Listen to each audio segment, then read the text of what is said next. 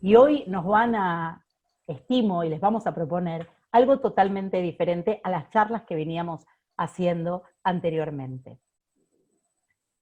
La charla de hoy, la propuesta nuestra, es salir un poco del escenario actual, sabiendo lo que es los dilemas del escenario actual, pero hacer una perspectiva a futuro.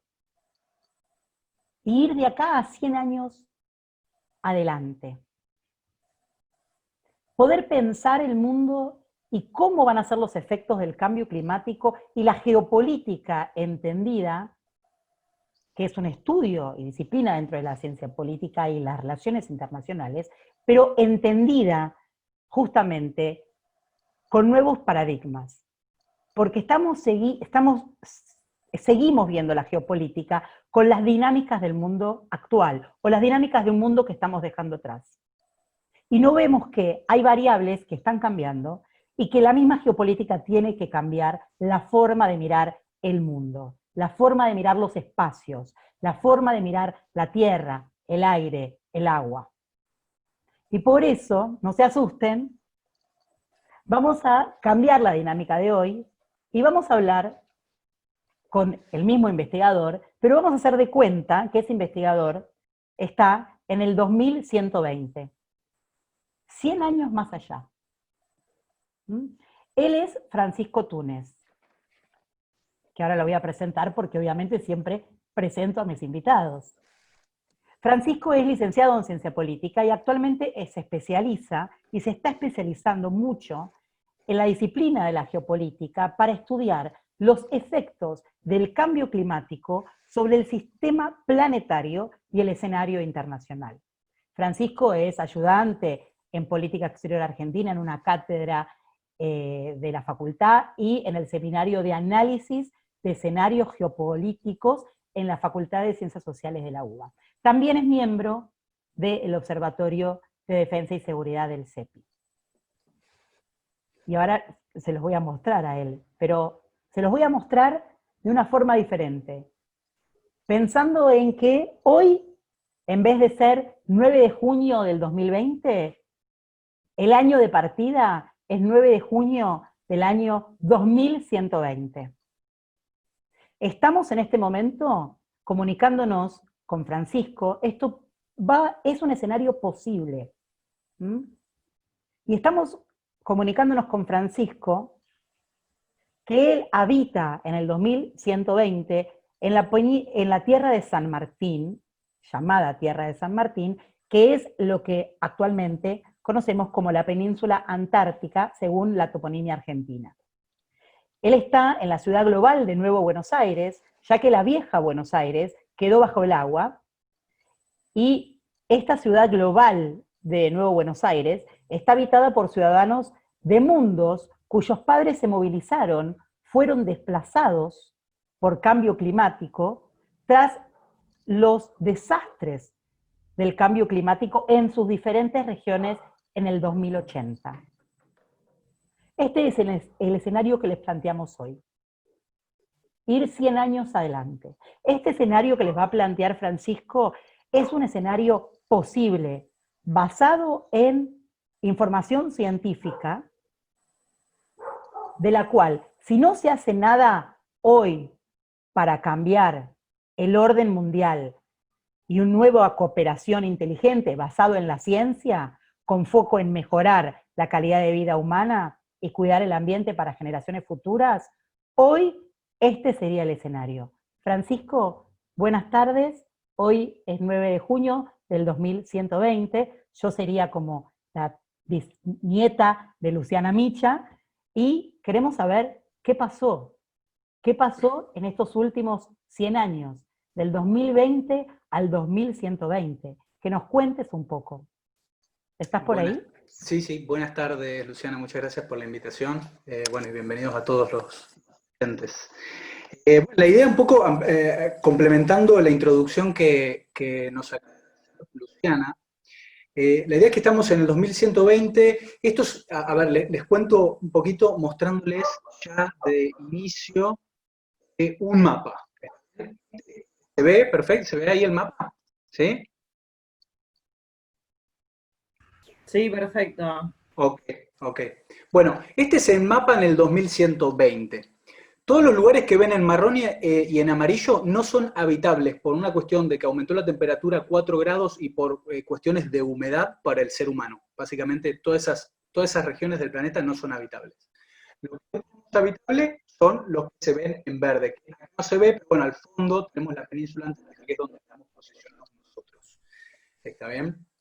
Se derritió, ahora son toda una serie de islas y acá recibimos gente de todas las regiones que están movilizadas y bueno, convivimos colaborativamente en una forma de vida sustentable, utilizamos energías renovables, bueno, todo lo que se puede hacer o podrían haber hecho en el 2100, en el 2020, pero todavía por distintas razones que ustedes entenderán no se realizó.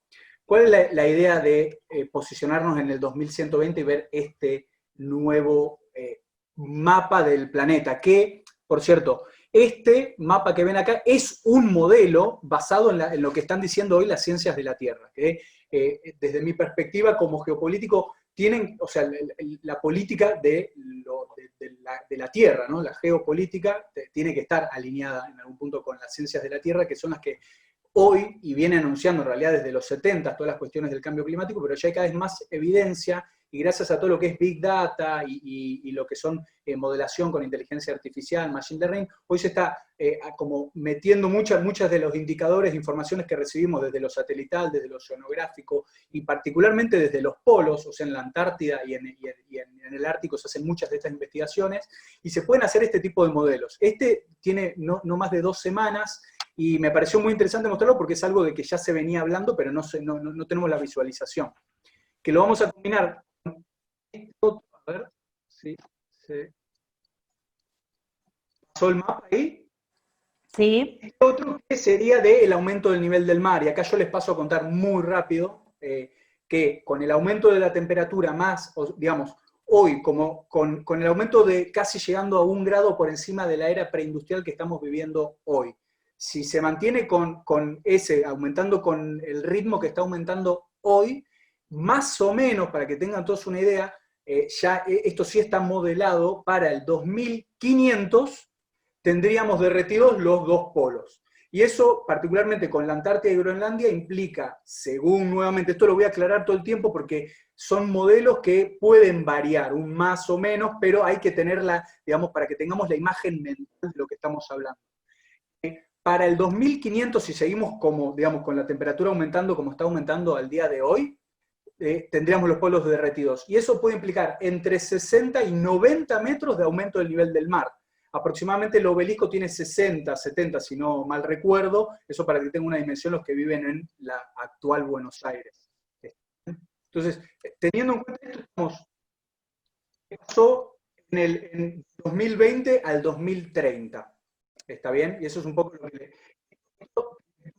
la NASA, pero está basado en el IPCC, que es el organismo de la ONU global estudiando el cambio climático, que ya básicamente afirma que el cambio climático es un hecho y que según, a ver, les voy a mostrar, me parece que, disculpen, espero que, no sé si todos manejan inglés, pero igual yo voy a tratar de explicarles a los que no. Lo interesante de esto, que está basado en mediciones que se hicieron en el hielo en la Antártida, es que tenemos la data de cómo fue cambiando el clima en el planeta Tierra en los últimos 800.000 años.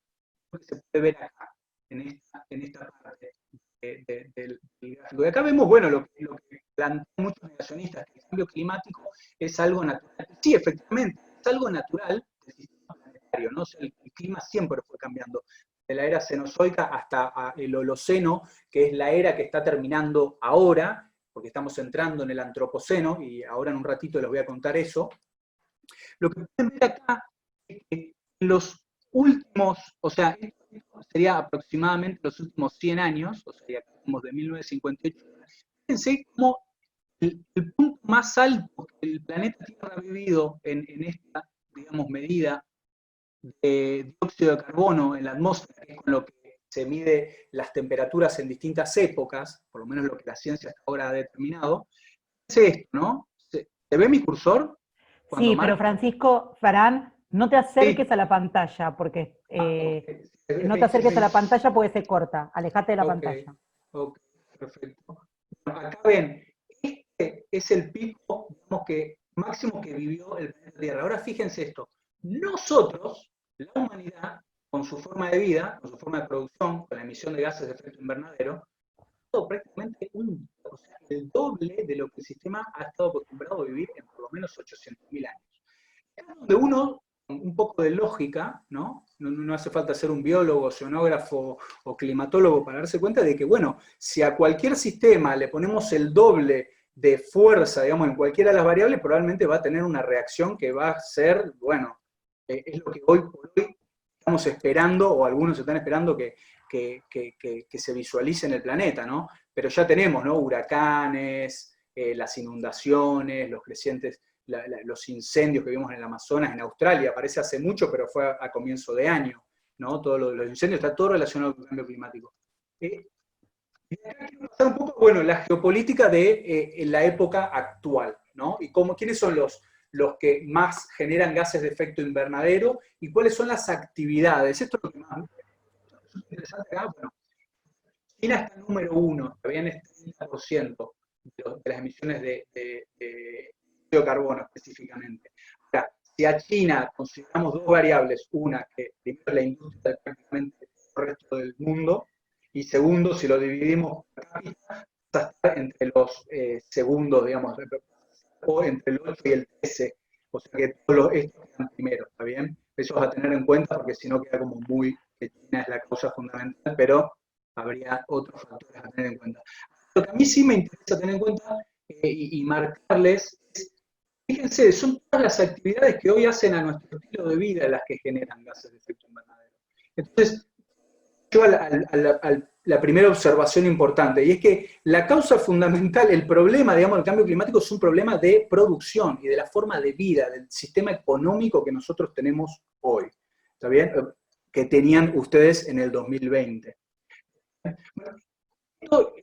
Con esta imagen yo les quiero mostrar también cómo detrás de muchos de los think tanks que hay dando vueltas que se consideran como negacionistas del cambio climático, bueno, están financiados por este tipo de organizaciones, que obviamente tienen intereses creados para básicamente mantener esto tapado lo más que puedan, ¿no? Pero bueno, eso geopolítica del siglo pasado para nosotros.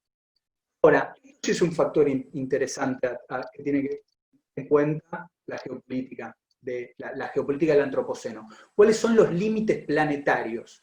Dependiendo las distintas áreas, ¿no? Estamos la área de cambio climático, la acidificación de los océanos, lo que es la pérdida de biodiversidad. Todas estas son las variables que tenemos que empezar a tener en cuenta si queremos hacer geopolítica en el antropoceno. Porque si seguimos creciendo, digamos, si siguen creciendo, llegando a puntos insostenibles, las distintas áreas que están marcando las ciencias de la Tierra como vitales, podemos llegar a un punto de no retorno. Y eso es lo que desde nuestra perspectiva pasó hacia el 2030. Pero vamos a volver al momento ahora. 2020-2030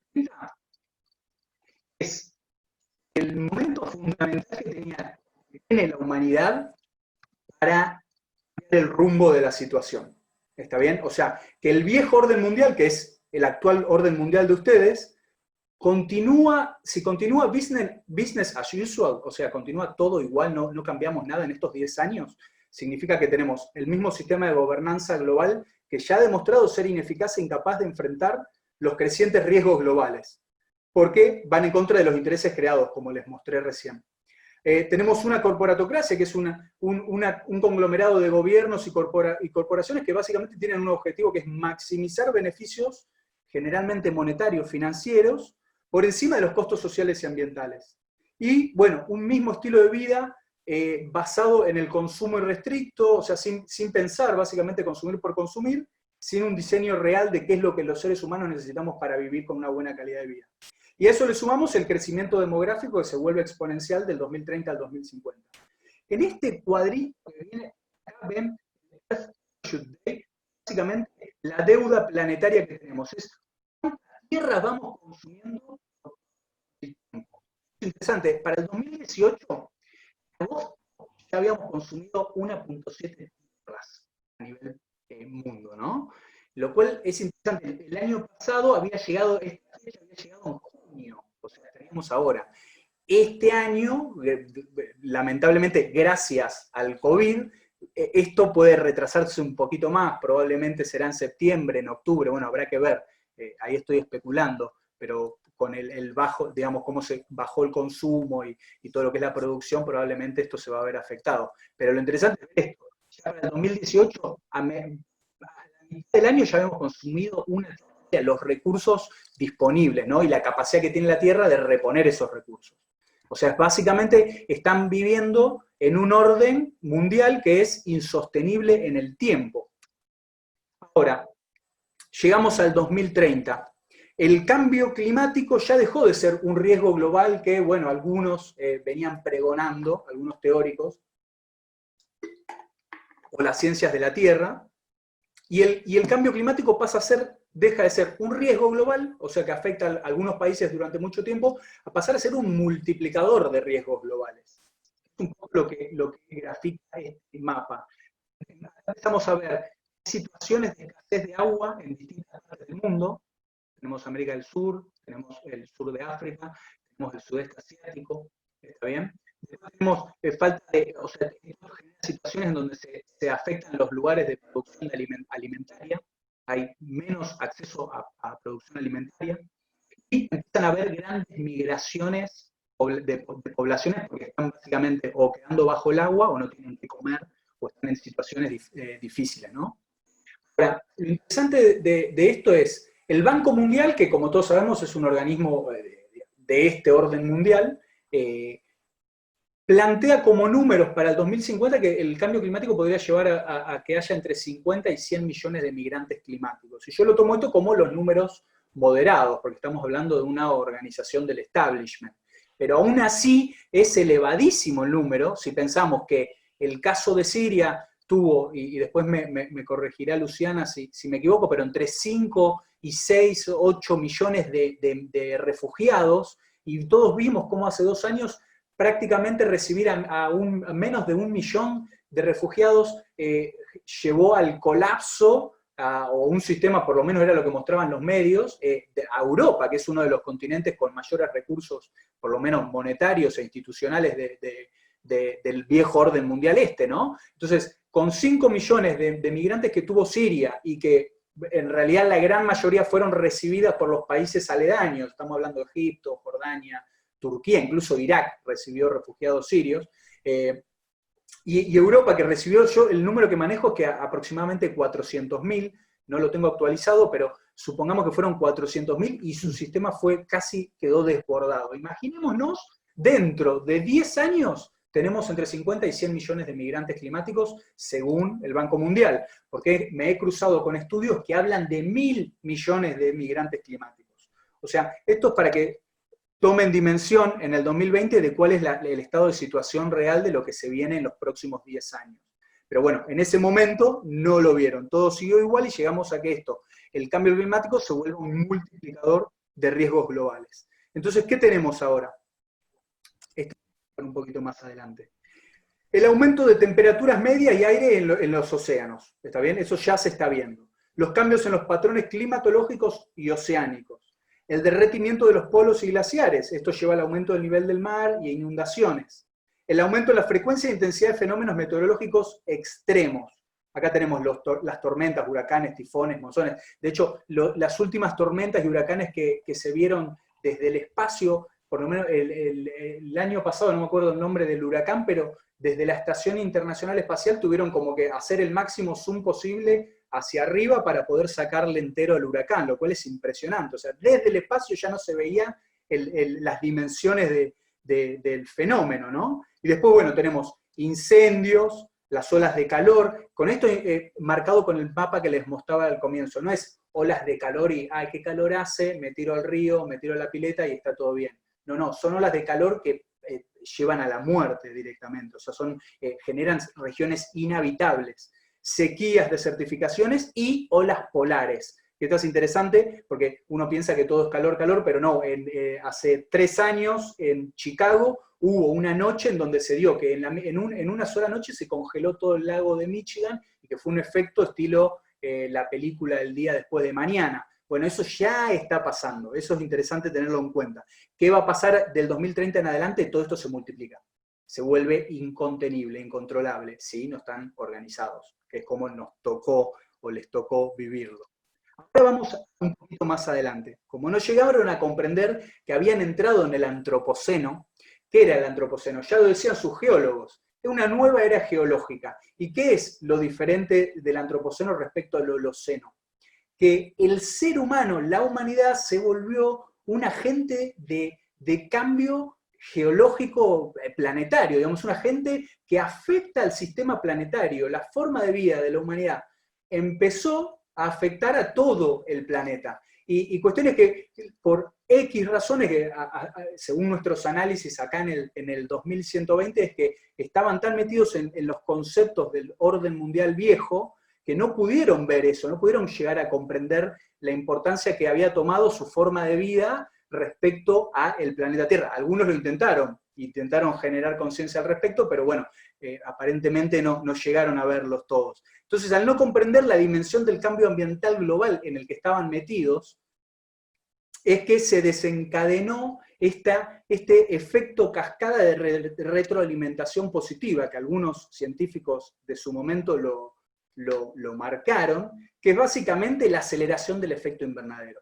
Entonces, esto puede pasar de acá al 2050. Desde el 2050, ¿qué pasa? Aumenta la temperatura como aproximadamente 2 centígrados, porque algo a tener en cuenta sobre el sistema internacional de los comienzos del siglo XXI. Para el 2015 habían hecho el famoso Acuerdo de París, donde se comprometieron a cada uno desde su lugar empezar a trabajar con los gases de efecto invernadero, pero ¿qué pasó? Del 2015 al 2020 los gases de efecto invernadero siguieron aumentando, y esa tendencia continuó. Entonces, ¿qué pasa? Siguió aumentando los gases, siguió aumentando la temperatura, y empezaron a verse afectados distintos sistemas del planeta Tierra que lo que hacen es potenciar la aceleración del gas de efecto invernadero. Un mini videíto en donde se muestra el caso del permafrost. Se los voy a mostrar, si a ver si es posible. 1 minutito 15. Es un ruso. ¿Escucha?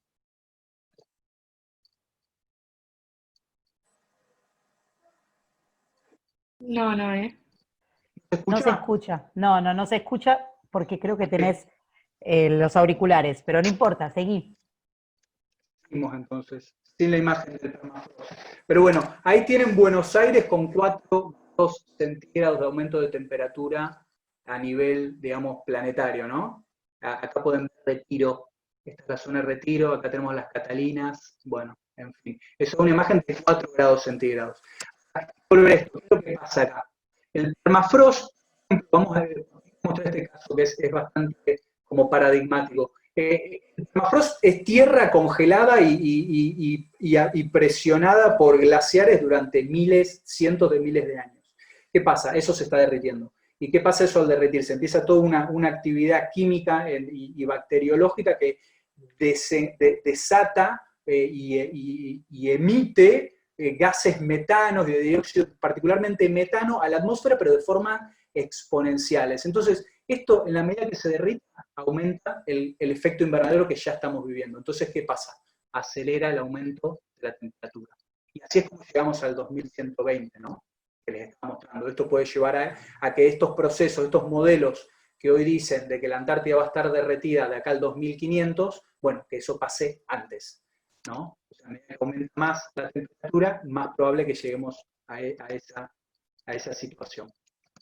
Más o menos las imágenes que les quería mostrar, voy a dejar esta en el 2100. Y esto del efecto dominó que puede cambiar el mundo, el modo de funcionamiento de todo el sistema terrestre, disparando una reacción en cadena de cambios ambientales abruptos e irreversibles que pueden llevar a un evento catastrófico de dimensiones planetarias nunca antes experimentadas por la actual civilización. O sea, si nosotros llegamos a ese punto, que puede pasar de acá al 2050, ya a partir de ahí no podemos hacer nada. O sea que es a partir de digamos, del 2020 al 2030, donde realmente la humanidad tendría, y esto estoy citando a un think tank australiano que se llama Breakthrough, y que está tirando, digamos, brindando mucha luz al respecto de esto, que plantea que, para que tomemos dimensión, lo que hoy requeriríamos a nivel mundo sería que todos nos pongamos de acuerdo, por lo menos generar una movilización logística combinada y diseñada inteligentemente, planificada, del nivel, y esto obviamente viene de australianos, ¿no? Pero del nivel de lo que hicieron en la Segunda Guerra Mundial para el día D, o sea, para la invasión de Francia, en ese momento tomada por los alemanes.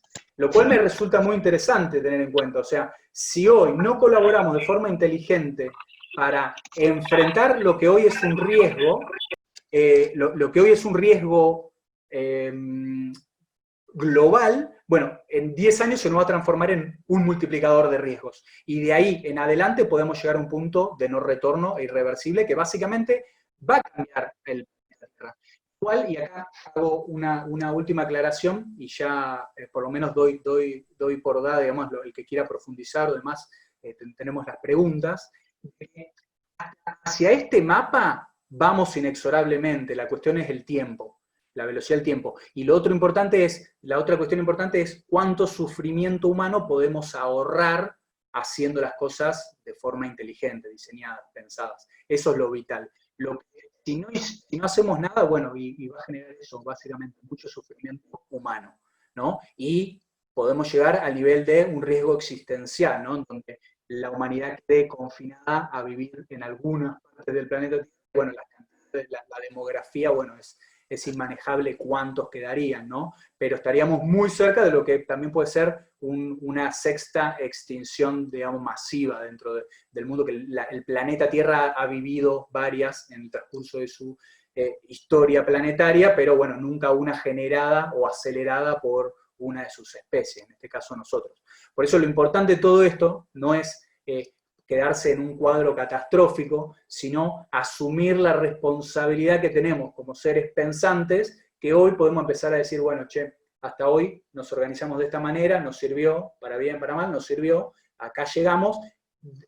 Hoy el COVID nos da un ejemplo interesante de que se puede parar el mundo y que en ese parar el mundo podemos empezar a repensar cómo nos organizamos, porque ¿qué es lo interesante de la geopolítica en el antropoceno? Nos está invitando a eso. O sea, estamos fundamentando hoy el mundo basados en conceptos que tienen más de 300 años y que digamos, estaban basados en una realidad planetaria y mundial que ya no existe.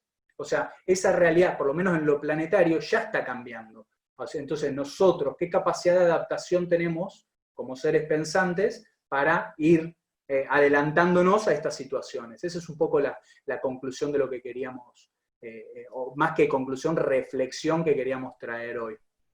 Así que bueno. Muchas gracias, Fran.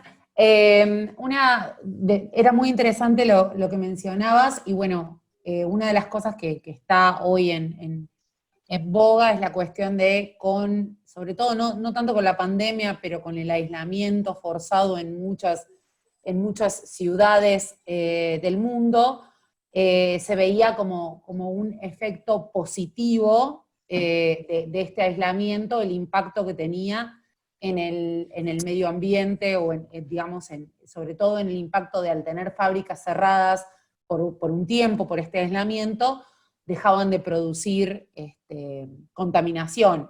No sé cómo era tu perspectiva al respecto, y ahora, mientras tanto, invito a la gente a que vaya levantando la mano y mandándonos preguntas por el chat para hacer las preguntas, pero contanos cómo es tu perspectiva de esta visión más positiva de la pandemia o del aislamiento, más que de la pandemia en sí misma, y su impacto en el medio ambiente, ¿no?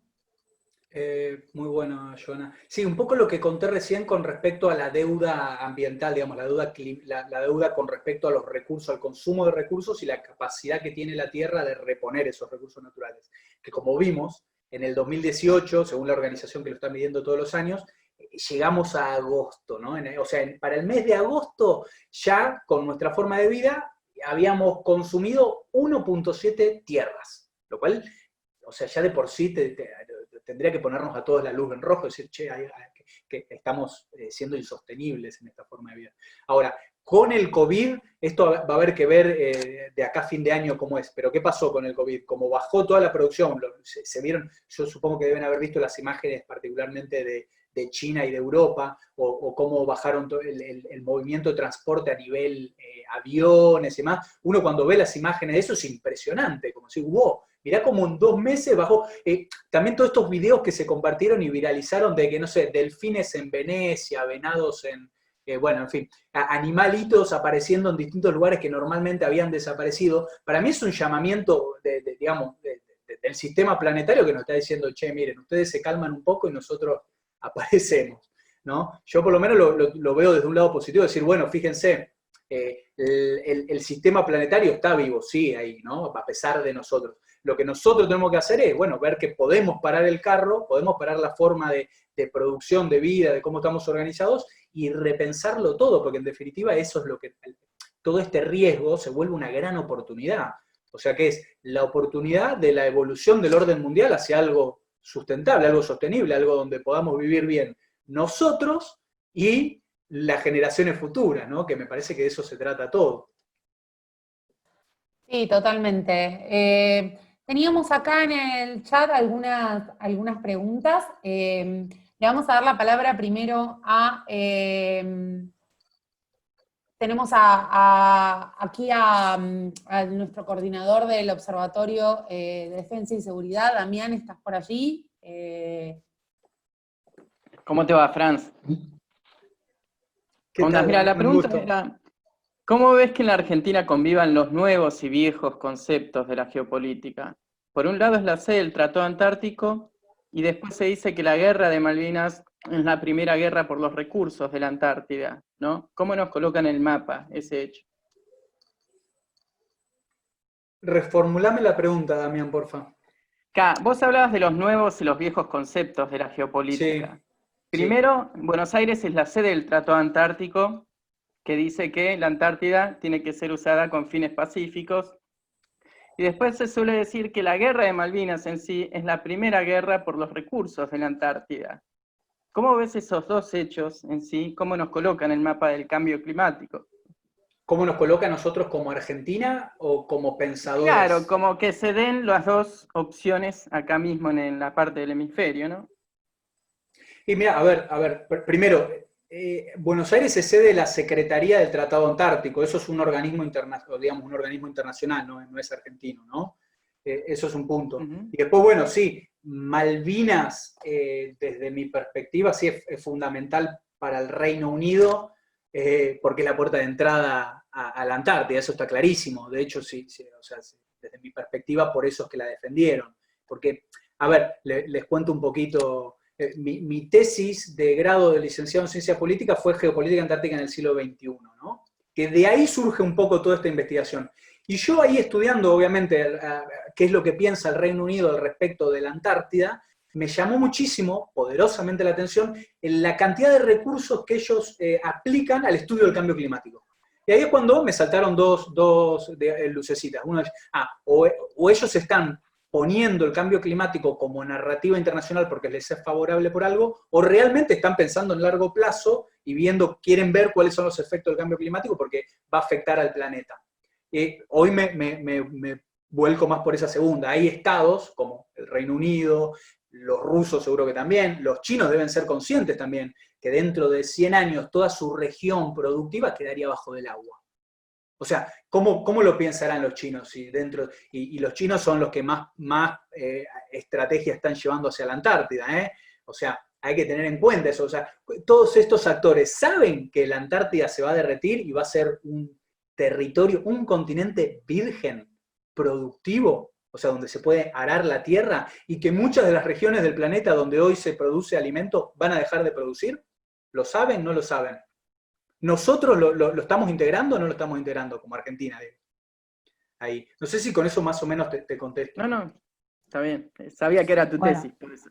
De hecho, perdóname, de hecho, justamente, Fran, hace 116 años la Argentina, ¿116? Sí, creo que 116 años la Argentina tiene presencia ininterrumpida en 6 bases antárticas permanentes y 7 no permanentes. O sea que la Argentina también tiene una visión a largo plazo para la defensa. Yo sé que estas cuestiones de geopolítica, de soberanía, quizás no cuadran con los nuevos o futuros conceptos, pero teniendo los conceptos, por lo menos que tenemos actualmente, o sea, la Argentina sigue teniendo mucha presencia ininterrumpida y permanente con las bases científicas en los diferentes lugares de la Antártida, ¿no? Sí, Era solo sí, una sí, cuestión sí. que excede Malvinas. Exacto, sí, 1904 fue en la segunda presencia de 1900. Roca Por que eso, él compró 116. ahí la primera estación meteorológica en la Ujú. Antártida, en las Islas Georgia. Orcadas, perdón. Horcadas. Joana, creo que hay alguna otra pregunta. Estás muteada, Joy. Perdón. Ahí está. Sí, tenemos varias preguntas. Siempre, una vez que se anime el primero, se empieza a animar más gente, así que tenemos algunas preguntas, pero estamos con tiempo. Le voy a dar la palabra ahora del Observatorio de Política Internacional a Johan Duarte. Hola, ¿me escuchas? Sí, perfecto. ¿Cómo estás? Bueno, mi pregunta es básicamente algunos discursos políticos en la región Latinoamérica, aquí en Latinoamérica, hablan de instaurar un nuevo clivaje, ya no en los modos de gobierno tradicionales, izquierda-derecha, sino en aquellos gobiernos que entienden que sus condiciones materiales de producción y consumo no están basados o no deberían estar basados en recursos como el petróleo y el carbón. De esa manera, digamos, como que hacen un clivaje entre aquellos que están o aquellos que utilizan recursos naturales y aquellos que no. Así, digamos, como que dividen el campo político y resultan agrupaciones o formas de entender la política como Trump y Maduro de un lado, digamos, formas de ver el mundo basados en el petróleo y la producción del petróleo, y aquellos que no. ¿Consideras esta división válida? Muy bueno, de hecho no la tenía, Johan, me parece excelente, de hecho te voy a pedir para que me mandes. Pensando en base a lo que vos decís, el clivaje izquierda-derecha está obsoleto ya. O sea, eso, por lo menos en mi comprensión, quedó clarísimo cuando vimos las protestas en el oasis de Chile el año pasado, pero al mismo tiempo teníamos protestas en Hong Kong, ¿no? Y teníamos protestas en Venezuela, o sea, marcando que en distintas partes, con distintos sistemas que se consideran de izquierda o de derecha, la gente en sí se estaba rebelando diciendo, che, esto no estaría funcionando. Y ahí yo dije, bueno, pero mirá, fíjate, no es ni de izquierda ni de derecha, porque también en España estaba habiendo protestas, o sea, había protestas en todo el mundo, en Irak, eso fue finales del año pasado. Esto para mí es interesante también la intensidad con la que se está viviendo todo, ¿no? Finales del año pasado teníamos el mundo prendiéndose fuego, no importaba si era de izquierda o de derecha. Y eso a mí me marca de que el clivaje izquierda-derecha es obsoleto. O sea, ya seguir pensando en esos términos no nos sirve. De hecho, nos genera unos debates que, por lo menos en los últimos 200 años, ya han demostrado que no llevan a nada. O sea, hoy habría que repensarlo todo, incluso eso, ¿no? Incluso, bueno, ¿qué seguimos viviendo? ¿Bajo el capitalismo verde, el comunismo verde? No, desde mi perspectiva hay que pensar algo nuevo y que esté basado, sí, en si es sostenible o no es sostenible. Así que sí, está buenísimo eso. Después te pido, porfa, que me lo mandes, lo que tengas. Y seguimos ahí en contacto. Gracias. Muchísimas gracias, Fran. Le voy a dar la palabra ahora a Pablo de Agostino, si está por ahí. Hola, sí, estoy. ¿Qué haces, Fran? ¿Todo bien? Gracias por la Hola. invitación. Te quería preguntar Bienvenido. algo, ¿no? Te quería preguntar dos cosas en vista de tu perspectiva de la geopolítica, ¿no? El rol de las organizaciones supranacionales de cara al futuro, la OMC, la OIT, bueno, ahora que está siendo cuestionada incluso la OMS, la Organización Mundial de Comercio, la ONU, las organizaciones supranacionales, ¿no? Porque en sí no se me ocurre hoy en día otros organismos que estén más capacitados para abordar este tipo de problemas globales. Y no veo que estén en el camino indicado, pero te quería consultar cómo lo ves vos, el rol de las organizaciones supranacionales y fundamentalmente si ves algún tipo de transición posible en las organizaciones supranacionales hacia una democracia real y no ilustrada, ¿no? Porque el poder de veto también de algunos países es el que condiciona para dónde vamos, ¿no? ¿Cuál es el marco a partir del cual nos queremos desarrollar como especie? Bueno, esa es la pregunta. No es fácil, pero bueno. Muy bueno, Pablo. Sí, yo tengo las mismas inquietudes que vos. De hecho, el año que viene la Universidad de El Salvador abre un doctorado, hago el chivo, en estudios globales, que tiene 3 ejes. Uno es transición hacia la sustentabilidad, desigualdad norte-sur y gobernanza global, que es el eje que yo elegí para estudiar, porque me resulta súper relevante esto. Bueno, está bien, ya el problema está clarísimo, ¿cómo lo solucionamos? Y ahí es donde entra así, que el orden internacional y sus instituciones, sus regímenes, tienen que evolucionar hacia algo que realmente funcione.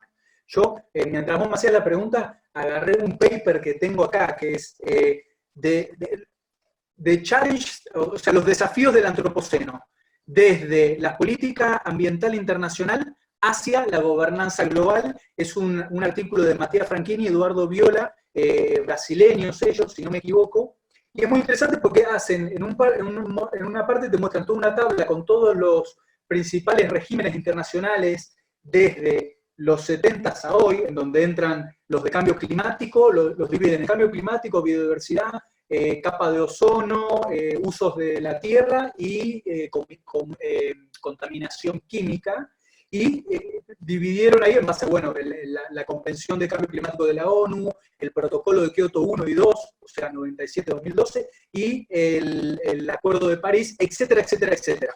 Cuestión, conclusión, todos fracasaron. Ninguno sirvió, no cambió absolutamente nada. Entonces ahí va un poco lo que vos estabas diciendo.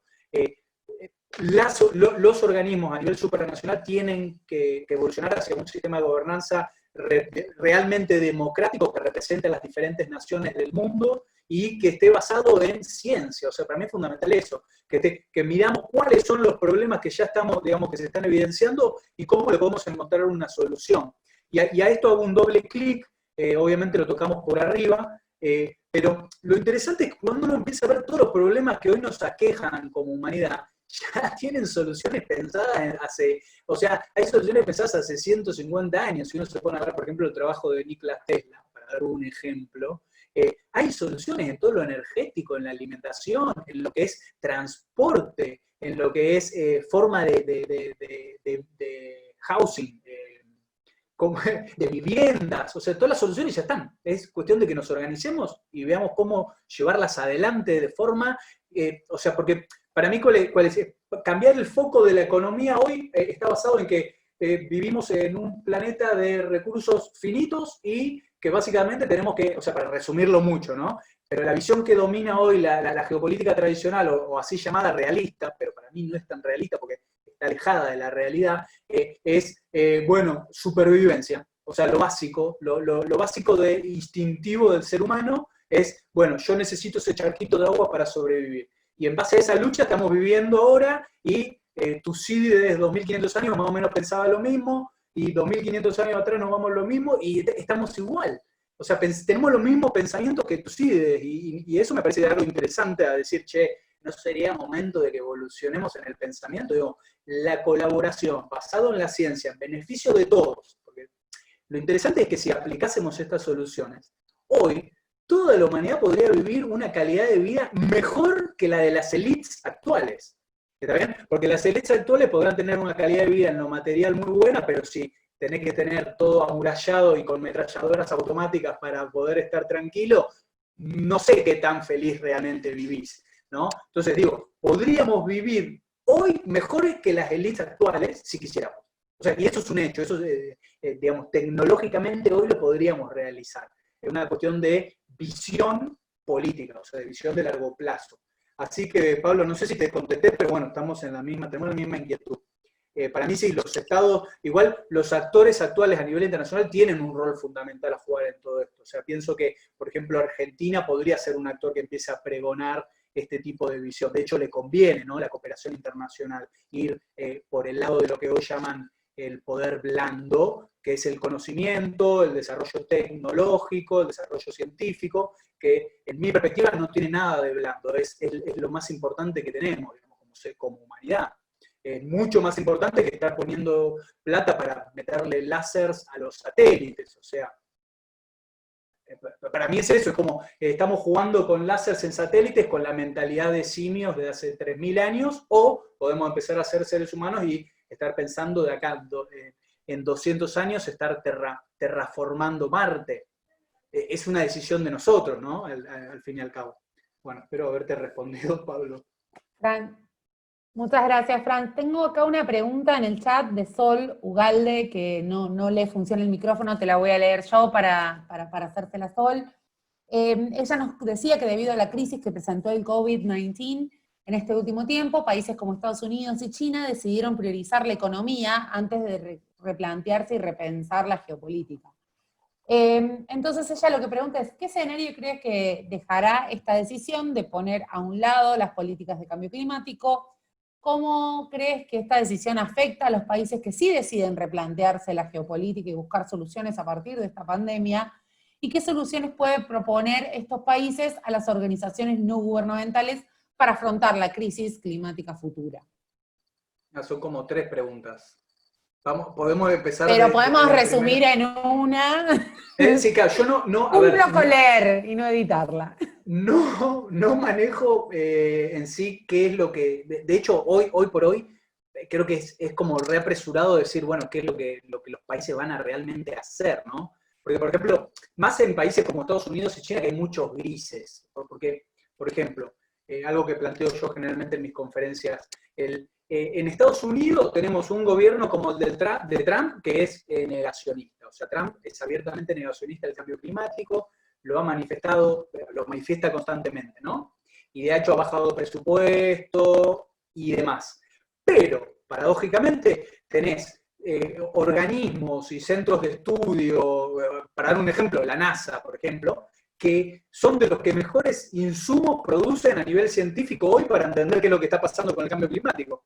Entonces está esa contradicción. Y después en China, está bien, China, como vimos, hoy es el máximo productor de gases de efecto invernadero, pero también es uno de los países que más se está invirtiendo en energías renovables, ¿no? Entonces están esos grises. Yo pienso que países como Estados Unidos y China nunca, actores como de ese nivel nunca están pensando fuera de la geopolítica, siempre están pensando geopolíticamente.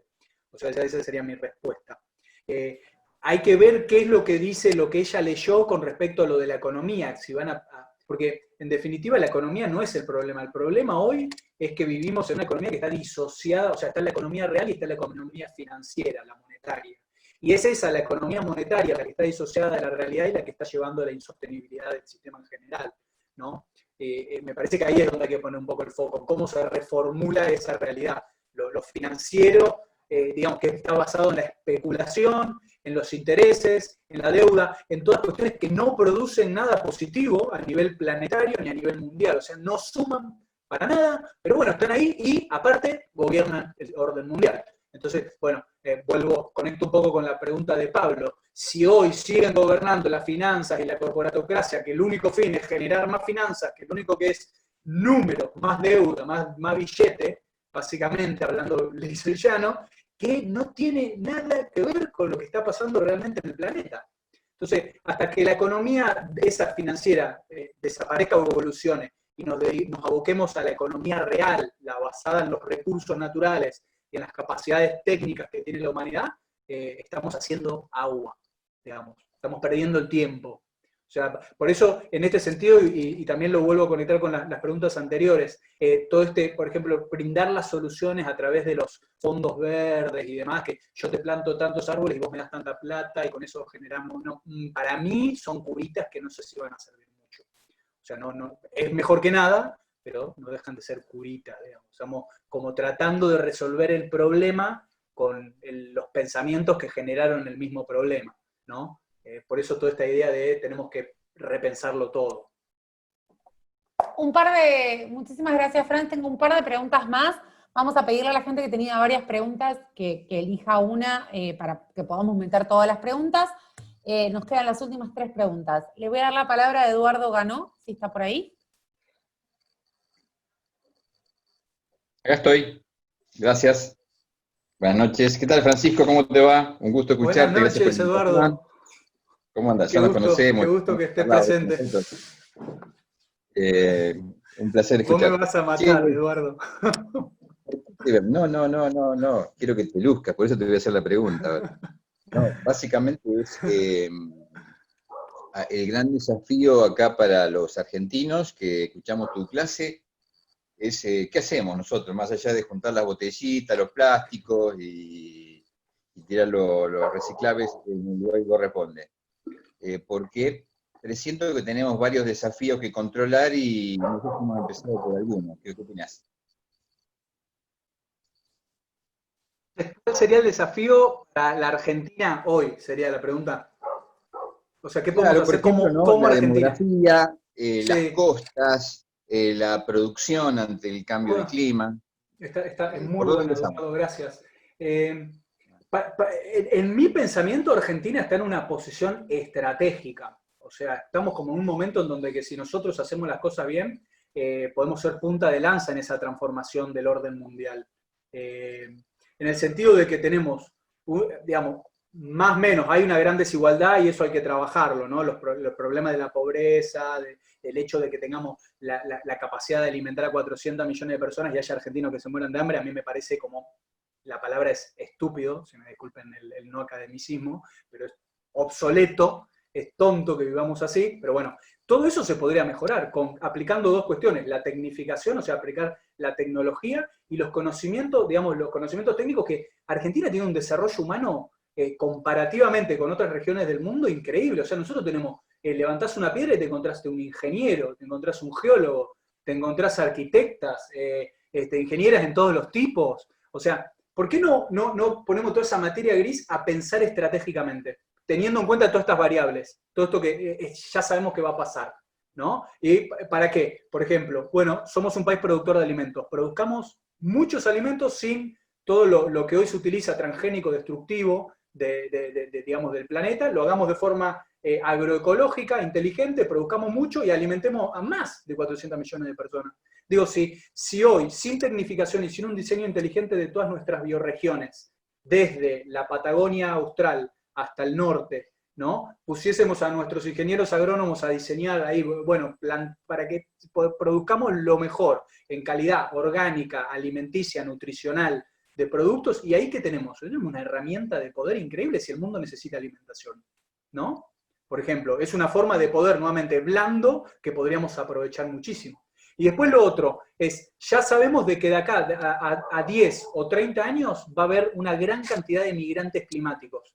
¿Está bien? Y sabemos que Argentina es uno de los lugares que tal vez va a ser menos afectada con los riesgos de cambio climático. El mundo va a mirar hacia lugares como Argentina, como Canadá o Nueva Zelanda, y van a decir, che, acá tenemos cientos de millones de personas, y no sabemos dónde meterlas, y dónde van a venir. ¿Nosotros estamos listos para recibir esas millones de personas? Eso es algo que yo me pregunto y digo, bueno, ¿por qué no? Digo, haciendo uso de nuestro preámbulo que dice que somos básicamente un crisol de razas y que tenemos que, de alguna manera, vamos a recibir a la humanidad de todos lados, bueno, estar preparados para recibirlos bien, para hacerlo de forma inteligente.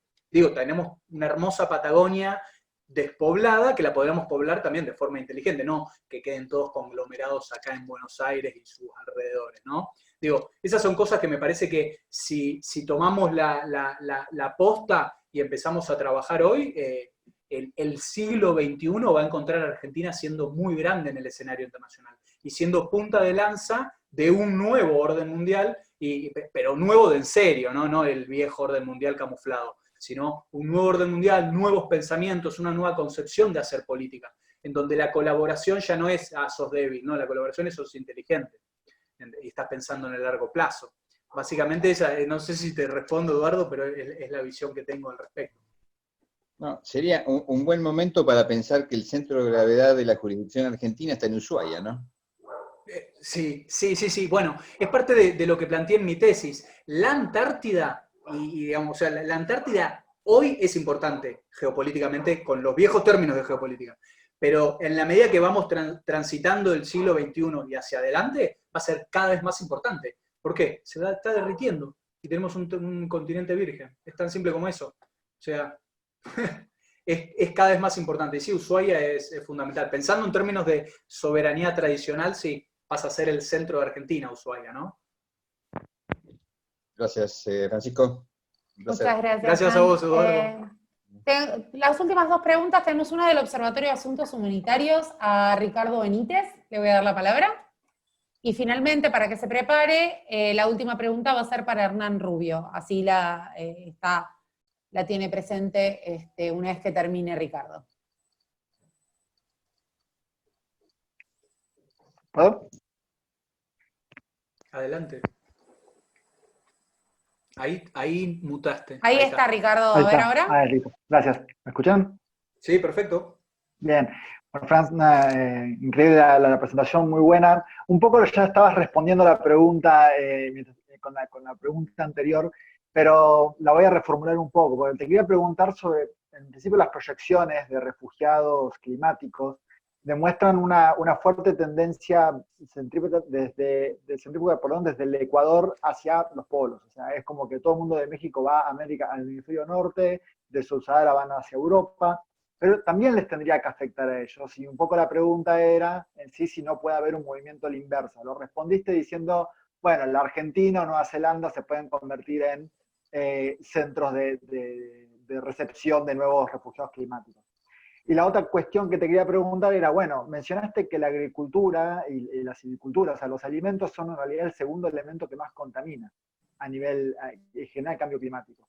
Y mucho se habla en geopolítica respecto a, bueno, la Argentina tendría que alimentar al mundo y producir más alimentos y esa sería su punta de lanza. Pero con las tecnologías actuales estarías al mismo tiempo aumentando el problema del cambio climático. Entonces, tomando esto en consideración, según vos, en tu idea, ¿cuáles serían los 3 principales desafíos que podrías tratar de pensar para la Argentina en este nuevo escenario estratégico que se presenta con el cambio climático? Es decir, podemos producir muchos alimentos, pero hay que cambiar toda nuestra forma de hacerlo, lo cual requiere un gran cambio en las decisiones políticas. 2, va a haber un montón de países que se van a ver afectados por los alimentos, pero que van a tener menos personas y menos capacidad productiva para comprarlos. Entonces, va a haber un cambio en el comercio global donde una constante va a cambiar. Y eso va a afectar a Argentina. Y 3, si al mismo tiempo nos convertimos en un centro de acopio de otros refugiados climáticos, ¿cómo eso va a impactar en el desarrollo armónico de un nuevo sistema productivo basado en producir alimentos, un poco como lo que comentaste? O sea, veo realmente muchos obstáculos en ese escenario más que ventajas, si lo vemos. Me gustaría compartir esta opinión y ver qué pensás al respecto. Ricardo, ¿te puedo pedir el segundo eje que tiraste? O sea, producción alimentaria, refugiados climáticos y el del medio.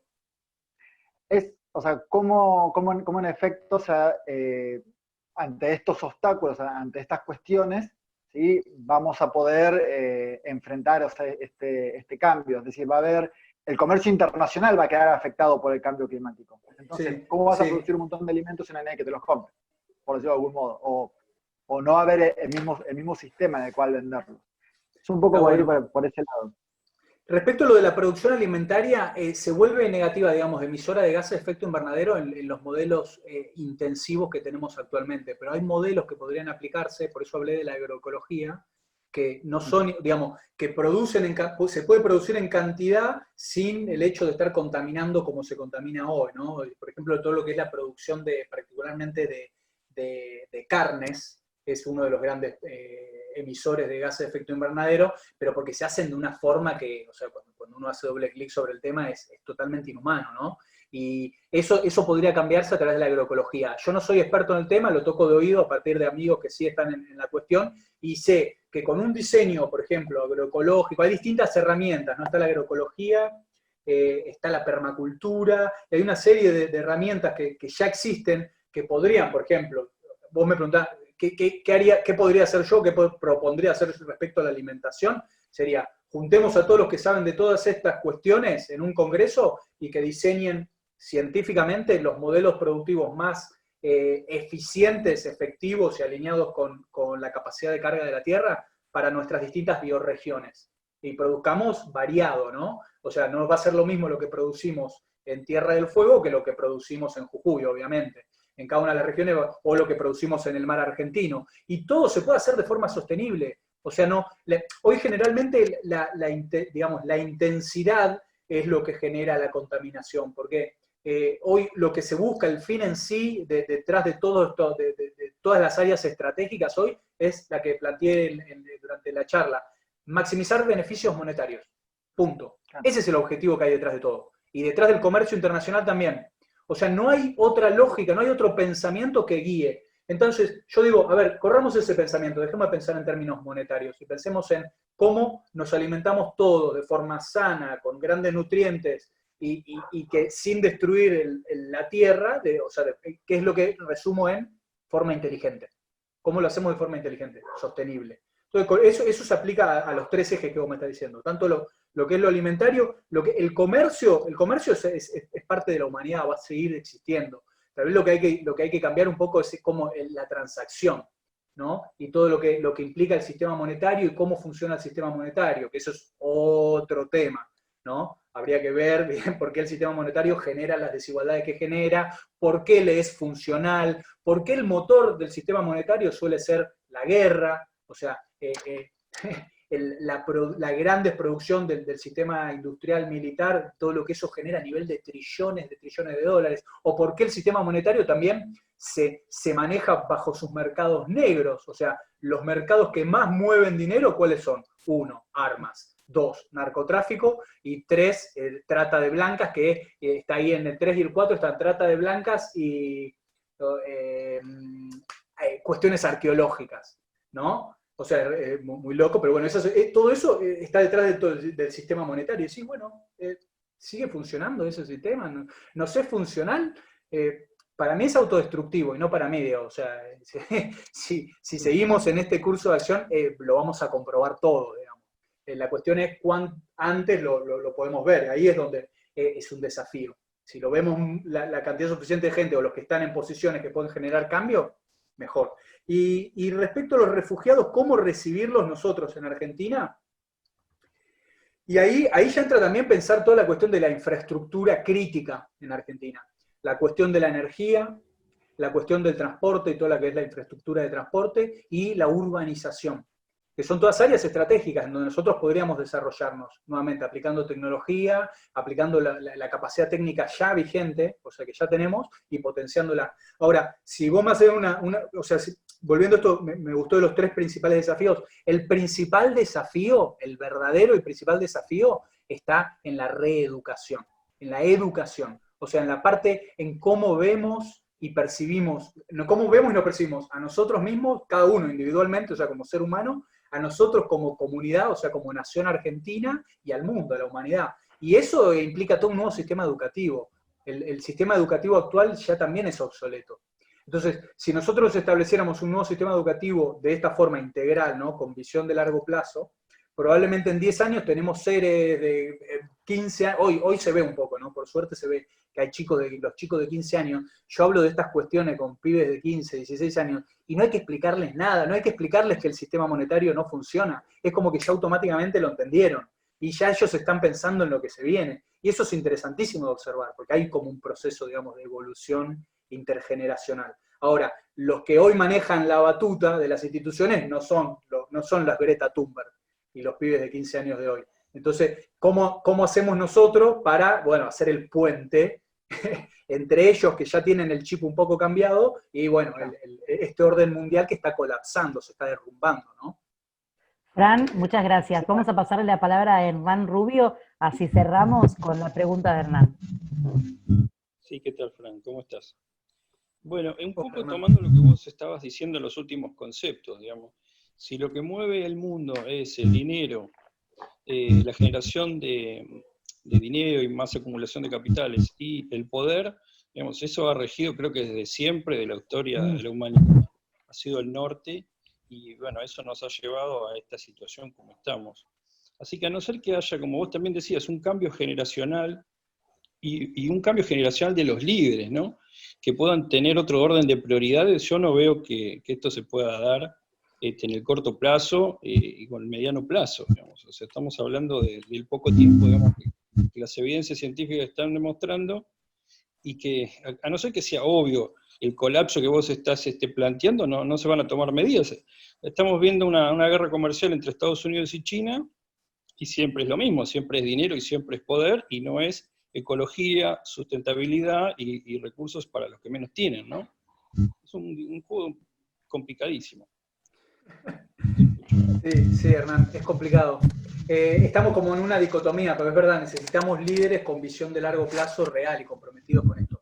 Ahora, también es interesante que hoy estamos en la era en donde digamos, la era de los influencers, ¿no? O sea, tenemos individuos, no sé, hay alguien que está haciendo interferencia. Listo, ya está. Gracias.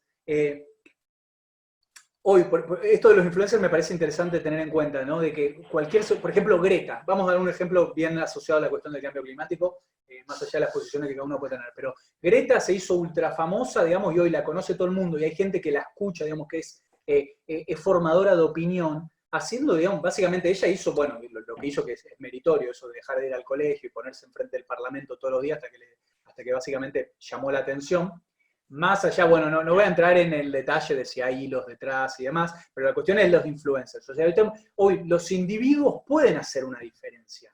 Individuos son personas normales, o sea, somos todos seres normales, hasta el líder. O sea, Trump, quitando su mambo mental, es un tipo normal, somos todos seres humanos, digamos. O sea que la cuestión es que todos hoy podemos comunicar y tenemos las herramientas como para llegar cada vez más a más gente. Entonces, ese sentido puede cambiar un poco el ruedo, digamos, de la situación. Y después hay instituciones hoy de las antiguas, digamos, de las financieras y demás, que están también cambiando su mentalidad. Hay como digamos, un proceso que se está viendo. Lo que tal vez sería interesante es que se haga más rápido o que se haga más a conciencia, como que realmente, por ejemplo, diga, algún actor Argentina vaya a la ONU y diga, che, bueno, a ver, por favor, dejémonos de joder, vamos a reformular todo, porque es lo que estamos necesitando. Y nos ahorremos todo el sufrimiento que se viene. Ahí es donde, bueno, están los intereses creados de que realmente no le importa eso, porque yo entiendo que los que están bien hoy, digamos, no por casualidad tienen ya sus terrenos comprados en la Patagonia, con sus pistas y demás, ¿no? O sea, ellos ya tienen sus búnker verdes, ellos se suben en el avión y como Tinelli están al otro día allá, tranquilos, ¿viste? Y los que ¿quiénes son? Los que estamos acá en la ciudad, los que están en lo urbano, los que no. Entonces, para mí, interesante, bueno, cada individuo podrá ir viendo esto y también ya uno puede ir haciendo su propio plan, digamos, de supervivencia, si quiere, porque tenemos 20 años para actuar. Ahora, lo interesante sería que lo hagamos colectivamente y que podamos entre todos transformar las cosas, ¿no? En Argentina se está hablando ya de la necesidad de un nuevo pacto social. Eso se está hablando, de hecho, la actual vicepresidenta lo planteó cuando presentó su libro el año pasado, ¿no? El año pasado fue. Cuestión, yo con todo esto, igual quiero hacer una salvedad, soy totalmente apartidario, trabajo y pienso en términos de Argentina como argentinidad y el planeta Tierra, que son los que tienen mi lealtad, digamos, en definitiva, son los que, Argentina primero por gratitud, porque soy grato a Argentina, todo lo que me dio, yo creo que todos los argentinos lo primero que tenemos que hacer es asumir eso, ser gratos a que vivimos en una tierra de abundancia y de donde hay mucha libertad de pensamiento. Y eso es algo que yo tengo la suerte de que pude viajar por el mundo y no es algo que se encuentra en todos lados, la libertad de pensamiento. Entonces es algo que tenemos que atesorar. La libertad de pensamiento y de que Argentina tiene como un espíritu nacional de madre, de abundancia, de alimentar, bueno, todo eso es poder para mí. Es poder real. Y todo ese poder lo tenemos que nosotros aprender realmente a cosechar y utilizar inteligentemente. No sé si me queda algo en el tintero. Y el sistema monetario, bueno, irá evolucionando. El sistema, perdón, Luciana, cierro con esto. Hay un concepto, Hernán, que te dejo, que yo también estoy pregonando en mis redes, que es el de economía basada en recursos. ¿Está bien? Hay una alternativa global. Economía basada en recursos. Pero bueno, ya dejamos para intercambio individual. Bueno, Fran, muchísimas gracias a todos y todas por este paseo por diferentes cuestiones. Sabemos que el cambio climático es una realidad, lo que nos falta es hacernos cargo, encargarnos y ocuparnos. y dejar de preocuparnos, sino pasar a la acción y a ocuparse. Muy buenas las preguntas, muy bueno lo que preguntó Eduardo Ganó de, bueno, ¿qué podemos hacer aparte de separar los plásticos, ¿no? Creo que todos somos parte de una solución colectiva, como la pandemia, o sea, lo podemos multiplicar, y esto va a seguir siendo objeto de estudio tanto para las investigaciones sociales como para las investigaciones más duras de campos científicos, mucho más duras que el campo social, pero vemos que el campo social también puede avanzar en diferentes perspectivas en términos de todo lo que estamos viendo con los refugiados climáticos y con todo lo que estamos viendo con diferentes cuestiones económicas. Y sobre eso vamos a hablar mañana. Mañana vamos a tener a Karina Meneghetti y vamos a hablar sobre economía durante la pandemia y pospandemia. Un tema también muy actual y muy relacionado con lo que estuvimos hablando hoy.